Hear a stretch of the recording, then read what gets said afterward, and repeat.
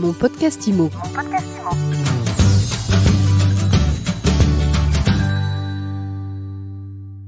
Bonjour à tous et bienvenue dans ce nouvel épisode de mon podcast IMO.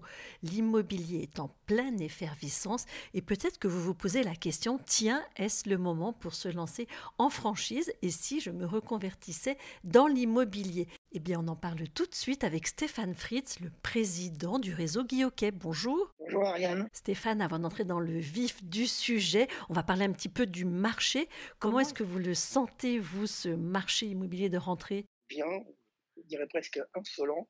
On est aujourd'hui à près de 26% au-dessus de l'année 2019. On ne compare bien évidemment pas avec l'année 2020, qui est une année un petit peu particulière. 2019, il faut le rappeler, c'est une année à un peu plus d'1 million de transactions, 1,70 million ou 1,1 million de transactions. C'est une année historique en volume des ventes. Et à la fin du mois d'août, on était à plus 26% par rapport à l'année 2019.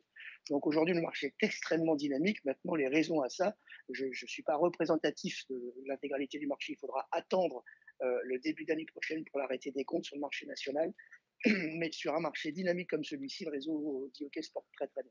26% de ventes en plus depuis 2019, vous venez de le dire, eh bien effectivement, ce n'est pas rien. Alors quand le marché est porteur, on le sait, les agences immobilières se multiplient, les grandes enseignes aujourd'hui, eh bien elles font le choix de se développer en franchise. Parlez-nous justement du réseau Guy-Hockey. Le réseau Guy-Hockey, c'est un réseau qui est vieux de 26 ans déjà, ancien de 26 ans, qui a démarré en 1994, qui aujourd'hui est un réseau de 580 agences sur le territoire national, dans les dom-toms également, et un tout petit peu à l'étranger. On est à Madagascar et à Marrakech. Ce sont des agences qui travaillent en franchise. C'est un modèle économique qui permet de répartir les responsabilités, les bénéfices, mais aussi les pertes qu'il y en a. Donc, et puis ça permet aussi d'avoir une croissance assez forte puisqu'elle répartit aussi la charge d'investissement, non pas sur seulement le siège et la tête de réseau, mais aussi sur toutes les agences, puisque toutes les agences aujourd'hui sont indépendantes financièrement et juridiquement. La franchise, elle est là pour apporter quoi exactement à ces franchisés? Alors, elle est là pour apporter, pour leur laisser justement travailler, être au contact de leurs clients et faire exactement leur travail d'agent immobilier. Elle est là pour gérer le marketing, le développement, la formation, le digital. On est là aussi pour optimiser nos achats, le faire ensemble en termes de visibilité, avoir une uniformité, une cohérence de marque. Voilà ce que ça gère une franchise. Là, aujourd'hui, on a 580 indépendants qui travaillent d'une même voie. Alors, où en êtes-vous du développement du réseau et quel a été l'impact de la crise sanitaire sur le recrutement des franchisés? Ça a ralenti par moments pour réaccélérer ensuite. Donc ça s'est bien comporté globalement sur les années 2020-2021, encore maintenant aujourd'hui. Donc ça se comporte plutôt bien. On voit qu'il y a une appétence forte pour l'immobilier, de tous horizons, que ce soit de la grande distribution, de l'industrie, de la banque, beaucoup de cadres en reconversion, puis aussi beaucoup d'agents immobiliers indépendants qui s'intéressent à rejoindre une franchise, considérant qu'une franchise, au départ, ils pensaient que ça coûtait. Aujourd'hui, ils se rendent compte que ça rapporte. Les chiffres moyens des agences immobilières en France sur les 27 000 cartes T sont de moins de 200 000 euros par an. Je crois que c'est 170 000 euros par an hors taxe. Si on compte les 5-6 franchises de premier plan, de plan national aujourd'hui en France, les 5-6 premières, il faut osciller entre 350 et 500 000 euros de chiffre d'affaires. Donc on voit bien qu'aujourd'hui, la franchise, ça rapporte, ça ne coûte pas et ça se comporte très très bien depuis ces 2 dernières années. Qu'est-ce qu'il faut avoir comme qualité pour se lancer dans la franchise? Il faut d'abord avoir envie d'apprendre, se perfectionner au quotidien. Il faut avoir envie d'apprendre parce que c'est accessible à tous, l'immobilier, on le sait, et on le voit aujourd'hui à la télé ou sur le terrain, c'est accessible à tous. Par contre, en revanche, tout le monde ne reste pas dans ce métier, faute d'apprentissage. Donc il faut apprendre, il faut être un apprenant. Il y a beaucoup de choses à apprendre, que ce soit juridique, managérial, commercial, digital. Il y a un certain nombre de choses à apprendre et puis il faut parfaire tout au long de sa vie immobilière. Donc c'est ça qu'il faut principalement, évidemment de l'empathie, je vous dirais de l'engagement, mais principalement avoir envie d'apprendre. Le profil des franchisés qui réussissent? Moi, j'aime bien les gars de la grande distrib, parce que la grande distrib, ils sont déjà pas mal formatés. Leroy Merlin, Carrefour, Decathlon, souvent bien formatés parce qu'ils arrivent de grands groupes, donc assez structurés. Mais les profils sont divers. On a des gens de la banque, de l'industrie. Ce qui marche bien et qu'on détecte en ce moment, ce sont souvent les couples, et pas automatiquement le couple mari et femme, père et fille, père et fils. on voit deux copains. Et ça, en règle générale, ça fonctionne tout le temps. Ça passe les crises, on va dire. Parce que quand on lance une entreprise, c'est forcément difficile, que ce soit dans l'immobilier chez Guy Hockey ou ailleurs. Lancer son entreprise, être entrepreneur, c'est quelque chose de difficile. Et il y a des moments de doute, et notamment dans la première année, où il faut commencer à arracher l'entreprise, faire les premiers euros, quoi. Et ça, c'est bien d'être deux. C'est souvent bien d'être deux dans ces moments de solitude qu'ont tous les entrepreneurs dans le lancement de leur entreprise. Qu'est-ce qui fait la spécificité de la franchise Guy Hockey, Stéphane ? Nous avons, et nous sommes le seul pour ça, intégré le service de formation que chez les autres, vous devez payer à part de votre redevance. Nous l'avons intégré dans la redevance et notre redevance n'est pas plus chère qu'un autre.